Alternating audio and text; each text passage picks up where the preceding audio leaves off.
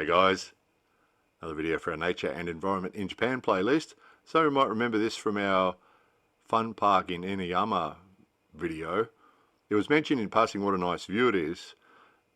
The reason it's relevant to this video is have a look at the clear line there between what's used, where there's houses and rice fields and things, buildings, and the part that's not used, where all the greenery is. So about 70%, a little bit less than 70% of Japan's land is unusable because of mountains and so on. So everything's sort of done on about 30% of the land, and it's really interesting how often that line is really clear. So here's another example here. You've got rice fields and houses and businesses and buildings, and it's all going on the land that's usable. And then on the tops of the hills, usually it's just too steep and it's just not usable. So usually up there you've got bamboo forests or just other forests, and it's usually really dense. So the rice fields, they usually use tiers on the hills. They can tier it, as you can see there. They can step it up, so they can use hills, and sometimes it can be pretty steep, and they can manage to get rice fields on there, but not on the top. Not on the top. It's just too rough. Often it's rocky because of the indigenous volcanic rock.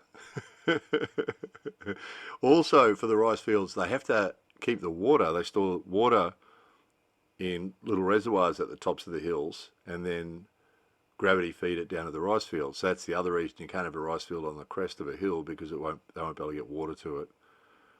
So they usually have, we've showed you those reservoirs before, like big ponds up high, and then gravity feed down to the rice fields.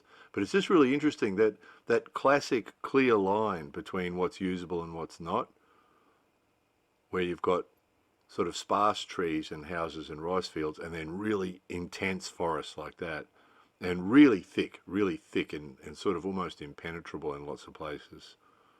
Quite often bamboo, because bamboo's been planted over the years because it used to be used a lot. So quite often those forests are full of bamboo, and other times they're just full of all sorts of trees. So look at this line, look how clear the line is, and then boom, it's just jungle in there.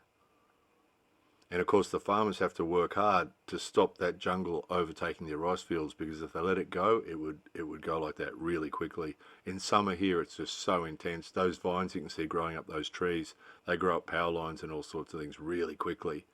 So everything grows really fast, which is great for the farmers, of course. So this time of year the rice fields are booming because we've got lots of humid heat and lots of rain. So everything just powers. So these forests just go wild. You can see how intense it is, how dense it is. This time of year it'd be full of snakes too. So usually in Japan, this is what you see, these big open spaces, and then you see intense forested areas.